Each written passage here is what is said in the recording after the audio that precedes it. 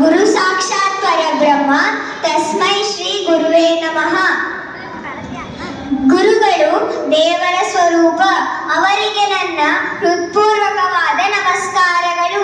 ಇಲ್ಲಿನ ಎಲ್ಲ ಗುರುಗಳಿಗೆ ಗುರು ಪೂರ್ಣಿಮೆಯ ಹಾರ್ದಿಕ ಶುಭಾಶಯಗಳು. ಸುಧಾಮೂರ್ತಿಯವರು 1950 ಆಗಸ್ಟ್ 19ರಂದು ಕರ್ನಾಟಕದಲ್ಲಿ ಜನಿಸಿದರು. ಅವರು ಶಿಕ್ಷಕಿ, ಲೇಖಕಿ ಹಾಗೂ ಸಮಾಜ ಸೇವಕಿ. ಅವರು 40ಕ್ಕೂ ಹೆಚ್ಚು ಪುಸ್ತಕಗಳನ್ನು ಬರೆದಿದ್ದಾರೆ. ಅವರು ಭಾರತದ ಪ್ರಸಿದ್ಧ ಸಾಫ್ಟ್ವೇರ್ ಸಂಸ್ಥೆಯಾದ ಇನ್ಫೋಸಿಸ್ ಫೌಂಡೇಶನ್ನ ಟ್ರಸ್ಟ್ ಮತ್ತು ಅಧ್ಯಕ್ಷೆ. ಅವರು ಸಮಾಜ ಸೇವೆ ಹಾಗೂ ಸಾಹಿತ್ಯ ಸೇವೆಗಾಗಿ ಪದ್ಮಶ್ರೀ ಹಾಗೂ ಪದ್ಮಭೂಷಣ ಪ್ರಶಸ್ತಿಗಳನ್ನು ಪಡೆದಿದ್ದಾರೆ. ನಾನು ಅವರ 2 ಪುಸ್ತಕಗಳನ್ನು ಓದಿದ್ದೇನೆ. ಅದರಿಂದ ಪ್ರೇರಿತಳಾಗಿ ನಿಮ್ಮ ಮುಂದೆ ಸುಧಾಮೂರ್ತಿಯಾಗಿ ಹಂಚಿಕೊಳ್ಳಲು ಬಂದಿದ್ದೇನೆ. ನಾನು ಹುಬ್ಬಳ್ಳಿಯ BVB ಕಾಲೇಜ್ನಲ್ಲಿ ಓದುತ್ತಿದ್ದಾಗ ನನ್ನ ಕ್ಲಾಸ್ನಲ್ಲಿ ನಾನೇ ಒಬ್ಳು ವುಮೆನ್ ಸ್ಟೂಡೆಂಟ್ ಆಗಿದ್ದೆ.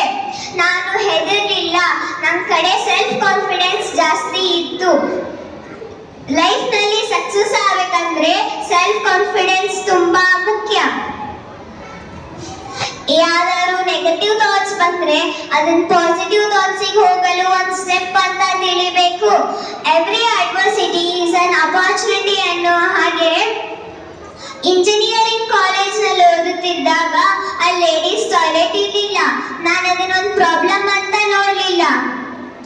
ನಾನು ಅದನ್ನ ಮುಂದೆ ಸಮಾಜ ಸೇವಕಿ ಆದಾಗ 14,000 ಲೇಡೀಸ್ ಟಾಯ್ಲೆಟ್ಸ್ನ ಕಟ್ಸಿದೆ. ಅದನ್ನ ಅವಾಗ ಪರ್ಪಸ್ ಅಂತ ತಿಳ್ಕೊಂಡು ನಾನು ಇವಾಗ ಅದನ್ನ ಮಾಡಿದೆ.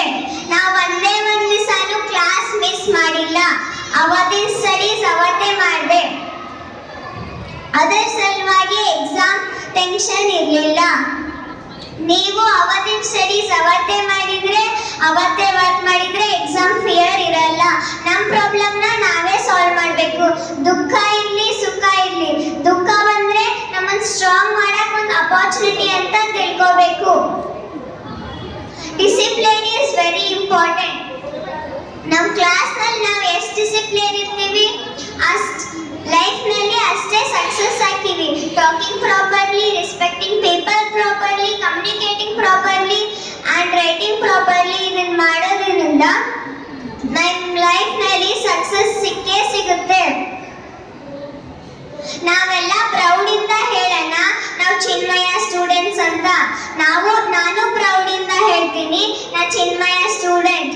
Self confidence, discipline, good character, reading habit, respecting elders ಇದನ್ನೆಲ್ಲ ನಾನು ಸ್ಕೂಲಿಂದ ಮತ್ತು ಟೀಚರ್ಸಿಂದ ಮತ್ತು ಪೇರೆಂಟ್ಸಿಂದ ಕಲ್ತಿದ್ದೀನಿ.